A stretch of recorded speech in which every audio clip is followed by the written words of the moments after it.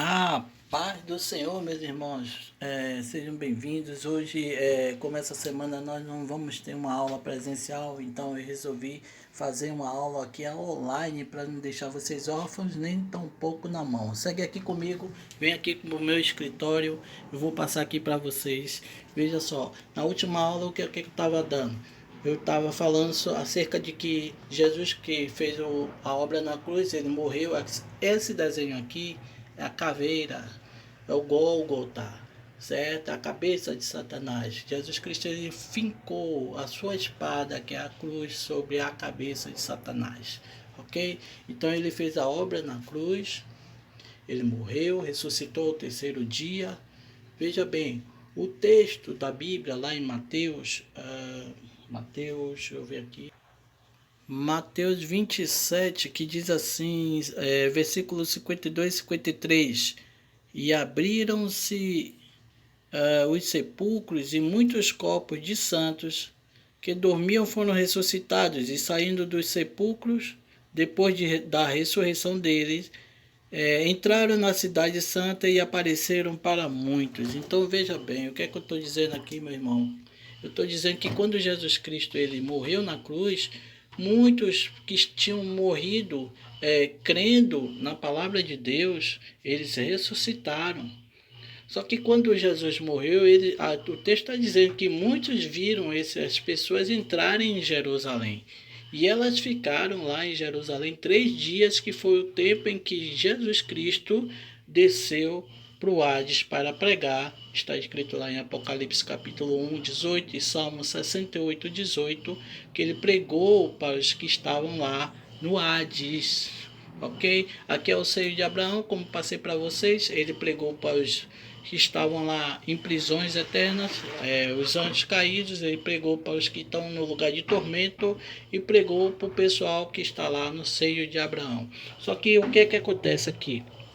Quando ele pregou para o pessoal, seio de Abraão, vou botar aqui o grupo A. Ele levou cativo o cativeiro, está escrito, né? Salmo 68, 18, para Nova Jerusalém. Vou apagar aqui para ficar mais claro. Levou para Nova Jerusalém, o grupo A.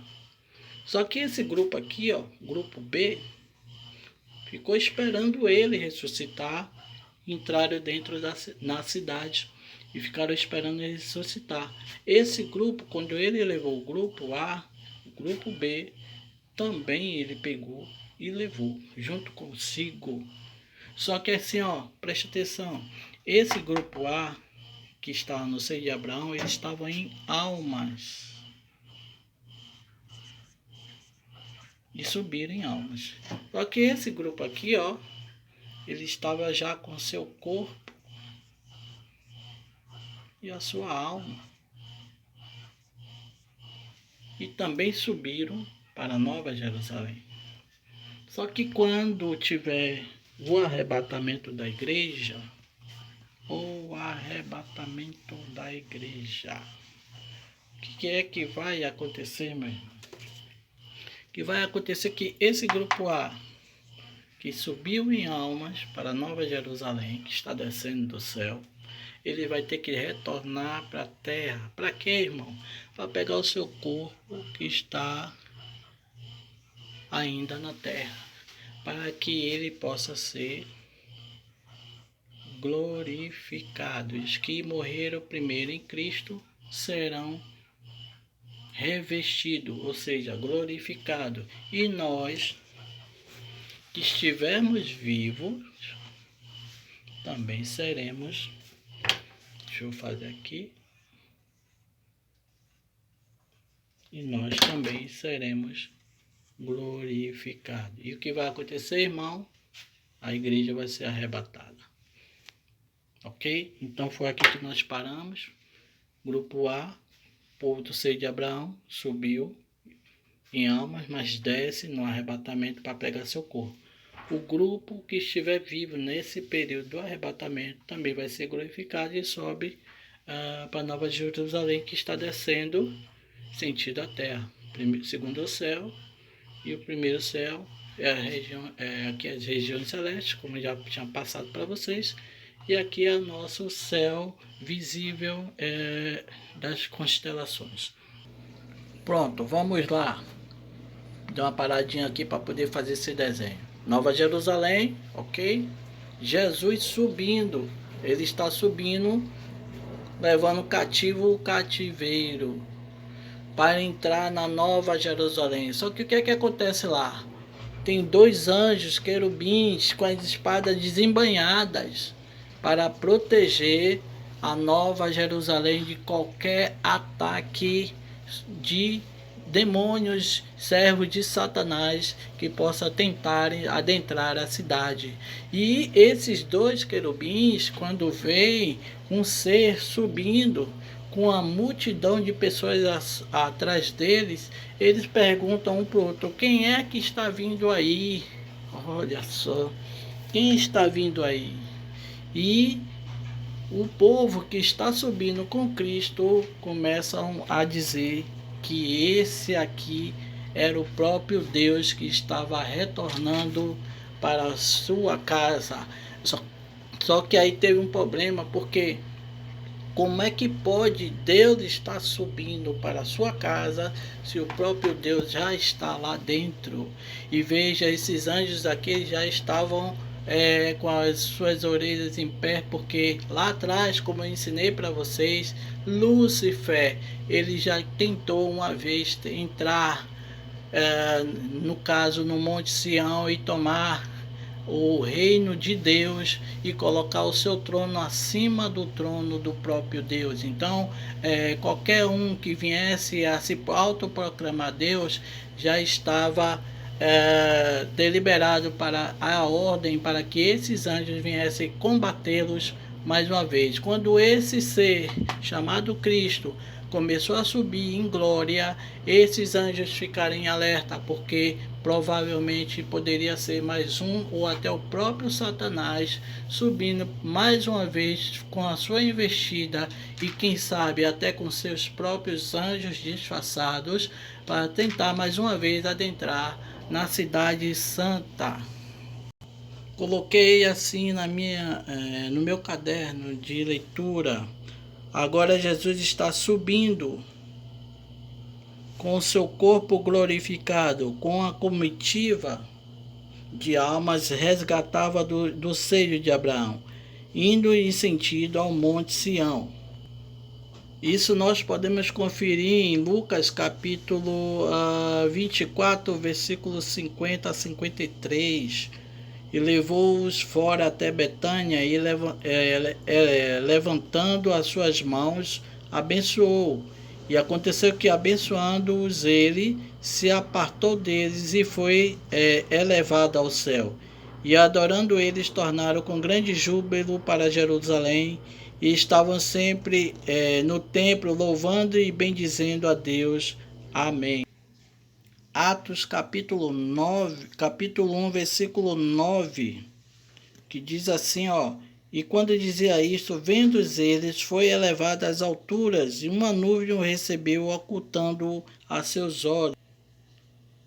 Versículo 10, estando com os olhos fitos no céu, enquanto ele subia, eis que junto deles se puseram dois varões vestidos de branco, os quais lhe disseram: varões galileus, por que estáis olhando para o céu? Esse Jesus que dentre vós foi recebido em cima no céu, há de vir assim como para o céu o vistes ir. Então voltaram para Jerusalém, do monte chamado das Oliveiras, o qual está perto de Jerusalém, a distância do caminho de um sábado. E entrando subiram ao cenáculo, onde habitavam Pedro, Tiago, João, André, Filipe e uma galera. Foram obedecer aquilo que Jesus Cristo tinha determinado para eles, certo? Na entrada do Monte Sião, depois da rebelião de Lúcifer, ficaram dois querubins, como eu falei para vocês, dois querubins, à porta, vigiando o acesso. Quando eles viram um ser cheio de glória vindo em direção deles, eles ficaram assustados, pois aquele que estava vindo tinha a mesma glória do que estava lá dentro. Aleluia! E eles perguntaram: quem vem lá? e as almas remidas que estão subindo com Cristo dizem: é o Rei da Glória. Então os querubins respondem: como pode ser eles ser o Rei da Glória se o Rei da Glória está aqui? E essa treta toda a gente pode conferir em Salmos, no capítulo 24, que diz assim, ó, preste atenção: do Senhor é a terra e a sua plenitude, o mundo e aqueles que nele habitam, porque ele afundou sobre os mares e firmou sobre os rios. Quem subirá ao monte do Senhor? Ou quem estará no seu lugar santo? Aquele que é limpo de mãos e puro de coração, que não entrega a sua alma à vaidade, nem jura enganosamente. Este receberá a bênção do Senhor e a justiça do Deus da sua salvação. Esta é a geração daqueles que buscam a tua face, ó Deus de Jacó. Levantai, ó portas, as vossas cabeças, levantai, ó entradas eternas, e entrará o Rei da Glória. Quem é este o Rei da Glória? O Senhor forte e poderoso, o Senhor poderoso na guerra. Levantai, ó portas, as vossas cabeças, levantai-vos e entrai nas entradas eternas, e entrará o Rei da Glória. Quem é este o Rei da Glória? O Senhor dos exércitos. Veja aí o que está se falando, a palavra do Senhor através do Salmo. No capítulo 24, está relatando justamente esse princípio que está aqui desenhado. Jesus Cristo subindo como o Rei da Glória e os querubins questionando por que esse Rei da Glória, que é Jesus Cristo, está subindo para tomar aquilo que lhe é de pertence, aquilo que lhe é de direito, perdão, que é o seu trono. Como eles já estavam, né, meio catimbados de ver Satanás tentando tomar o trono de Deus, eles ficaram desconfiados, mas o Rei da Glória estará subindo com a sua comitiva, e eles perguntavam: quem é esse o Rei da Glória? Porque se o Rei da Glória está aqui dentro? E aí os que estavam com Cristo dizendo: esse aqui é o Senhor dos Exércitos, o Rei da Glória. Aleluia, glórias a Deus, ao Todo-Poderoso. Deu uma paradinha aqui para poder fazer esse desenho. Preste bem atenção, irmãos. Olha, veja bem isso aqui, ó. O trono de Deus e o trono em que Jesus vai sentar. Esse trono estava lá escondidinho secretamente no tempo em que Lúcifer rodeava essas bandas aqui. Ele viu esse trono, como eu já tinha dado essa aula, e ele achou que esse trono era dele. Como ele viu que o próprio Deus ele não tinha ungido Satanás para sentar aqui, o Lúcifer, ele resolveu então pegar o seu troninho, que ele achou ser dele, para colocar acima do trono de Deus e se autoproclamar Deus. Ele se fez uma rebelião, caiu com a cara no chão, foi lançado para as regiões celestes, e aí vocês já sabem a história. Jesus Cristo está chegando então na Cidade Santa. O trono de Deus está lá e o trono de Jesus à sua direita, e vocês vão ver uma coisa extraordinária no livro de Daniel, no capítulo 7, no versículo 9, que diz assim, ó: eu continuei olhando, eu quem? Daniel, até que foram postos uns tronos. Olha ele aqui, ó, os tronos. Daniel capítulo 7, versículo 9. E um ancião de dias, que é o próprio Deus, que até então, no Antigo Testamento, Daniel conheceu ele como um ancião de dias, certo? E o ancião de dias, cadê? Deixa eu achar aqui. Posto um trono nos céus. Um ancião de dias se assentou, e seu vestido era branco como a neve, e o cabelo da sua cabeça como a limpa lã. O seu trono foi chamado, seu trono tinha chamas de fogo, e as rodas dele eram ardentes. Ó, esse trono aqui, tanto de Jesus Cristo quanto o de Deus, tinha rodas, e elas pegam fogo. ok? Elas pegam fogo. Então Daniel está dizendo que ele teve uma visão, ele foi arrebatado, ele teve uma visão da chegada de Cristo, só que ele não sabia que essa pessoa estava ali naquele momento para ser glorificado, ser colocado para que todos os anjos reconheçam como Deus era o próprio Jesus Cristo. Versículo 10. Um rio de fogo manava e saía de diante dele, milhares os serviam, os anjos os serviam. E milhões de milhões estavam diante dele. Aceitou-se ao juízo e abriram-se os livros. Então estive olhando por causa da voz da grande palavra que provinha da ponta. Estive olhando até que o animal foi morto e o seu corpo desfeito e entregue para ser queimado pelo fogo. E quando os outros animais forem tirado o domínio de todavia foi-lhe dado prolongação de vida até um certo espaço de tempo. Eu estava olhando nas minhas visões da noite, e eis que vinha nas nuvens do céu um como filho do homem, eita glória! E dirigiu-se ao ancião de dias, e o fizeram chegar até ele, e foi-lhe dado o domínio, a honra e o reino para todo sempre. Eu quero que você preste atenção. Daniel, ele foi arrebatado nesse dia em que Jesus Cristo ia ser glorificado pela própria glória de Deus.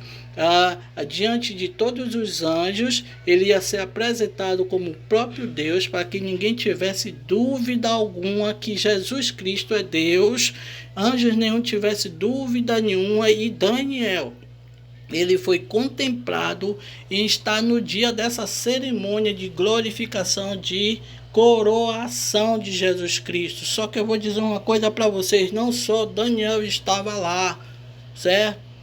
O próprio Enoque estava, o próprio Moisés estava, Elias estava, mas teve um outro convidado muito especial também nesse dia, o próprio João. Não é o João Batista, o João o amado, ele também estava lá, porque foi ele que foi arrebatado para poder também ver o dia da coroação de Cristo e ele poder escrever o livro de Apocalipse. Olha só, o corpo de João estava na ilha de Patmos, mas a sua alma foi arrebatada para poder presenciar a coroação de Cristo, mas no mesmo inteirinho, no mesmo momento, na mesma hora, pode-se dizer assim, Daniel estava também vendo a mesma visão. Daniel no passado, vendo a visão de Cristo ser glorificado, e João no futuro, vendo Jesus Cristo também ser glorificado. E os dois, eles registraram em seus livros o dia e a hora e o momento, se pode assim dizer, da glorificação de Jesus Cristo. Veja que o nosso tempo não é o tempo de Deus. O tempo de Deus é Kairos. E o tempo Kairos, ele pode muito bem reunir passado, presente e futuro no seu próprio momento, ok?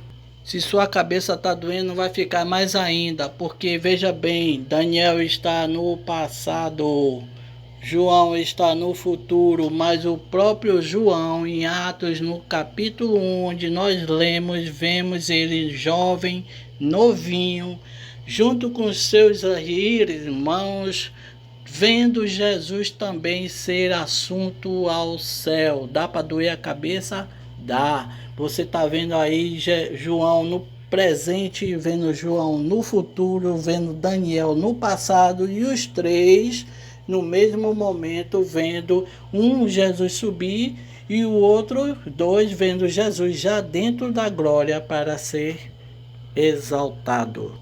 Se você não for um desavisado e tiver uma Bíblia aí na sua mão, eu convido você para ir no livro de Hebreus, no capítulo 1, versículo 4, que você vai ver o momento da coroação de Cristo diante dos anjos e diante dos homens, e estão ali presentes para que todos vejam que Jesus Cristo é Deus. Versículo 4 de Hebreus, capítulo 1, que diz assim: feito tanto mais excelente do que os anjos, quando herdou mais excelente nome do que eles. Porque a qual dos anjos disse: jamais tu és meu filho, hoje te gerei. E outra vez eu lhe serei por pai, e ele me será por filho?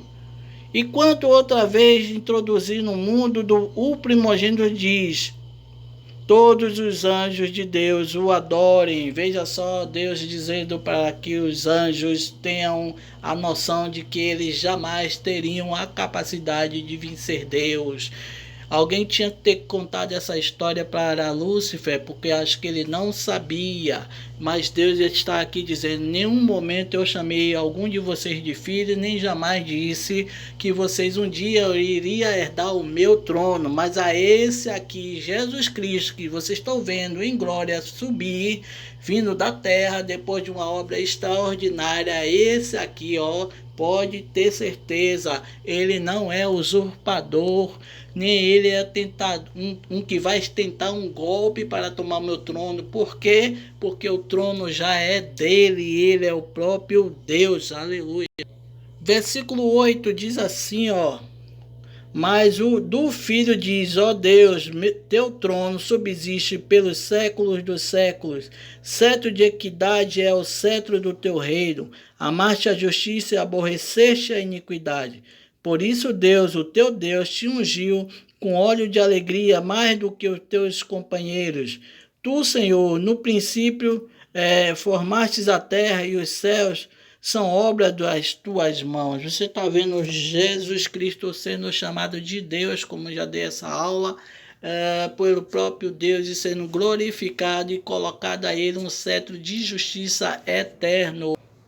No verso 6, Deus fala para os anjos não terem medo de adorar Jesus, porque Jesus é Deus, porque até então, nesse momento, e sabendo eles o que aconteceu com Lúcifer e os outros anjos por terem adorado a Lúcifer, achando que Lúcifer poderia vencer um Deus, e a sentença que aqueles anjos tiveram por conta disso, Deus agora está dizendo para esses anjos: não tenham medo de adorar esse Jesus Cristo, porque ele sou eu. Versículo 8, Deus diz: pode adorá-lo, porque ele é meu filho, e este trono estava guardado para ele. Então Deus revela que Jesus é Deus, lhe entrega o cetro de autoridade perpétua e o unge. Versículo 13, Deus diz: eu jamais chamei anjo algum de filho. Já estou falando para vocês terem noção do que está acontecendo aqui. Vamos lá? Então veja bem, nesse exato momento em que está acontecendo lá, na glória, Jesus Cristo sendo coroado, que podemos conferir isso lá em Hebreus capítulo 1, o que acontece? O Espírito Santo desce das rodas onde ele habitava e vai em direção à terra para encontrar aqueles 27 homens e mulheres que estão lá em oração e jejum, esperando serem revestidos de poder, assim como o próprio Jesus falou. O Espírito Santo descendo como uma bala em direção à terra para ungir aqueles, permanecendo aqueles que agora vão ser oficialmente chamados de igreja, para poder ter o poder e a autoridade que Jesus Cristo tinha prometido para cada um deles. Ezequiel capítulo 1, versículo 15 em diante diz assim, ó: e vi os animais, e eis que havia uma roda na terra junto aos animais, para cada um dos 4 rostos, e os aspectos das rodas, e deixa eu ver aqui que não está dando para pegar direito a leitura. E as obras delas eram como cor de turquesa, e as 4 tinham uma mesma semelhança, e o seu aspecto e a sua obra era como se estivera uma roda no meio de outra roda. Tchau. Receba. Andando elas, andavam pelas as 4 rodas que estavam com ela. Versículo 20. Para onde o Espírito queria, iam, para onde o Espírito tinha de ir, e as rodas se elevaram diante defronte dele, porque o Espírito de Deus, do Deus vivente, estava entre as rodas. Então, assim, ó, resumão para a gente encerrar.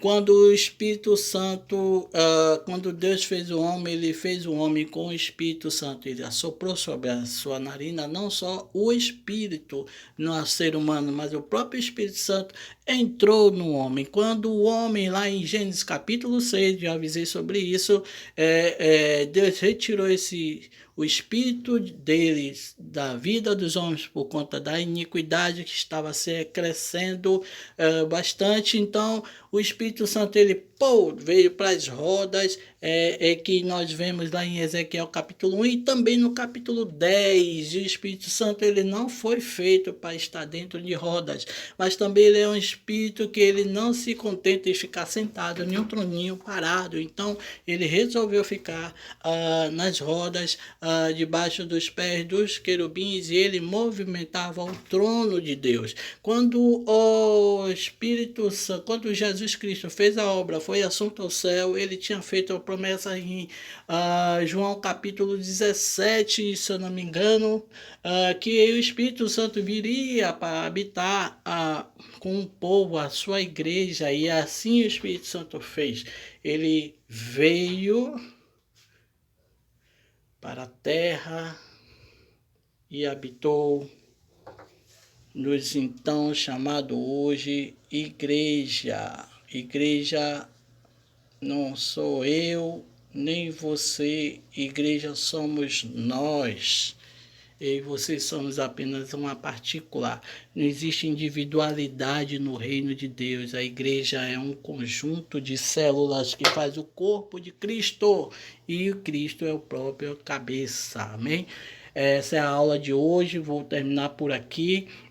E na próxima semana, assim Deus querendo, nós damos continuidade para a honra e a glória do nome do Senhor Jesus. Fique com Deus e até a próxima.